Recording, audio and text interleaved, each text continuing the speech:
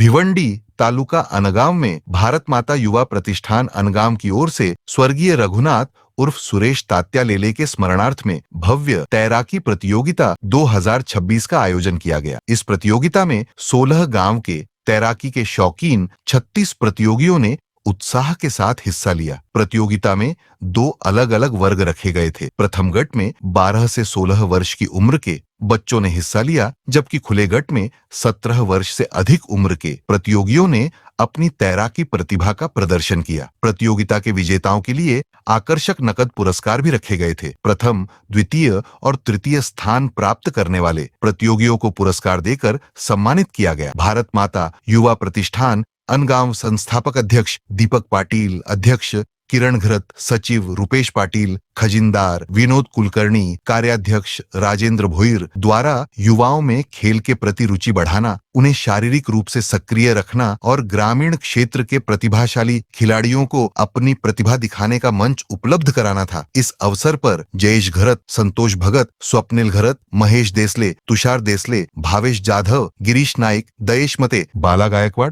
सहित अनेकों मान्यवर उपस्थित थे। भारत माता युवा प्रतिष्ठान के पदाधिकारियों और कार्यकर्ताओं ने प्रतियोगिता को सफल बनाने के लिए विशेष मेहनत की। प्रतियोगिता को देखने के लिए बड़ी संख्या में स्थानीय नागरिक मौजूद रहे।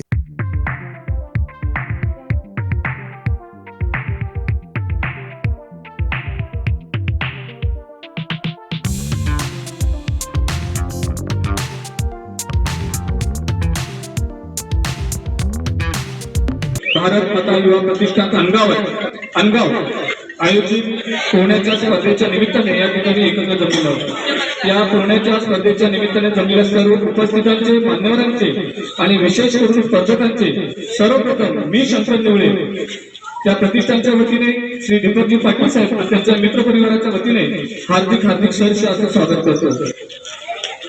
सर्वांना या ठिकाणी सर्वप्रथम 80व्या स्वातंत्र्य दिनाच्या हार्दिक शुभेच्छा देतो।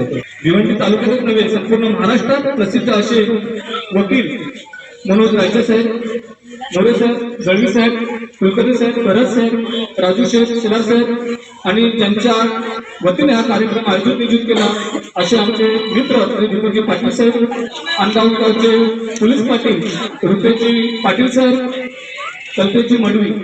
पोहणे हा एक खेळ नसून आपल्या शरीरासाठी, शरीर तंदुरुस्त होण्यासाठी एक सुंदर असा व्यायाम आहे, परंतु नियमित सराव केला तरच या पाण्यामध्ये आपण उतरू शकतो।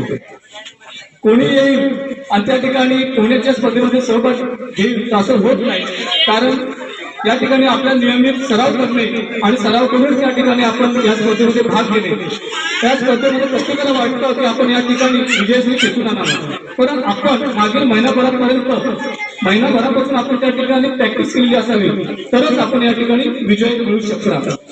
श्री दीपकजी पाटील साहेब यांच्याविषयी थोडक्यात बोलायचं म्हटले तर त्यांच्या आम्ही लहानपणापासून बघतोय राष्ट्रीय स्वयंसेवक संघाच्या माध्यमातून गावोगावी शाखा सुरू करत होते।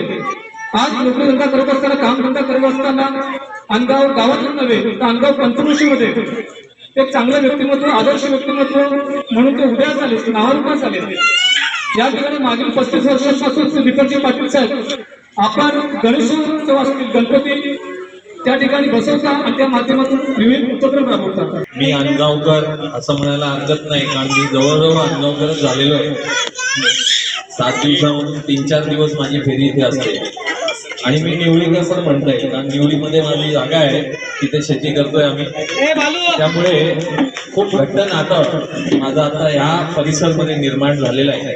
आणि त्यामुळे आणि दीपकजी आमचे स्नेही आहेत, त्यांच्या आग्रहास्तव आम्ही उपस्थित आहेत। तात्या लेलेंनी जी मुळं सुरुवातीपासून इथे रोवलेली होती त्याचं फळ आपल्याला दिसतंय आता दीपकजींच्या स्वरूपात। राष्ट्रीय स्वयंसेवक संघाचे जे वेगवेगळे कार्यकर्ते आपले तयार झालेले आहेत, त्यांनी चांगले उपक्रम घेऊन या गावाला एक नावलौकिक मिळवून दिलेला आहे। तसंच ही तरण स्पर्धा सुद्धा ही त्याच प्रकारची आहे, कारण मी सुद्धा अनेक गावी फिरलेलो आहे। तरण स्पर्धा आपल्याकडे अनगावमध्येच होते आहे असं मी बघितलंय। कबड्डी स्पर्धा, खो खो स्पर्धा, अन्य स्पर्धा असतात, क्रिकेटचे तर सामने खूपच होत असतात, पण आज आपल्या या तरण स्पर्धेला बघून जे ज्याला आपण म्हणतो की हृदय भरून आलेलं आहे, असं एक हृदय नावाचा मुलगा त्यांनी खरोखरच सगळ्यांचं हृदय जिंकलेलं आहे. कदाचित आपण त्याला आता क्रिकेटच्या सामन्यामध्ये वैभव सूर्यवंशी म्हणतो, तसं तो तरण स्पर्धातला हा हृदय म्हणता येईल असा चांगला पोहणारा एक इथे तरणपटू आपल्याला मिळालेला आहे. त्याच्या मागे खरोखर लक्ष देण्याची गरज आहे, कारण त्याची जी काठी आहे ती बघून असं वाटत होता की त्याच्या सोबत जो स्पर्धक होता तो दुप्पट होता, त्याची हाईट दुप्पट होती आणि तरी सुद्धा एका सेकंदाचा फरकने ते दोघेही पोहोचले. म्हणजे आश्चर्याची बाब आहे. आणि त्यानंतर पुन्हा तो दुसऱ्या राऊंड साठी स्पर्धेत उतरला, जिथे हे अर्धा हा तलाव पोहायला दमछाक लागत होती, तिथे तो मुलगा 2-2 वेळा स्पर्धेत उतरला. खरोखरच खूप आश्चर्य आहे आणि त्याची खरोखरच मनापासून स्तुती करण्यासारखी आहे.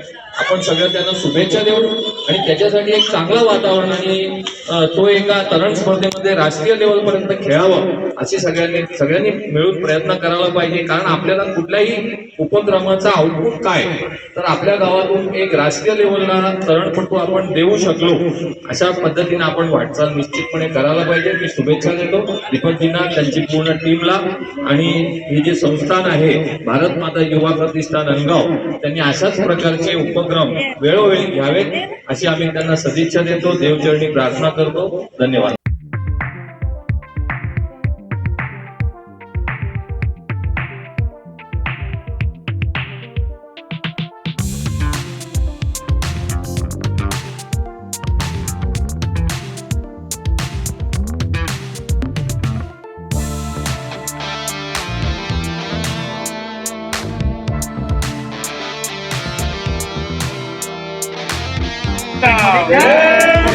विभक्त भारत माता की जय.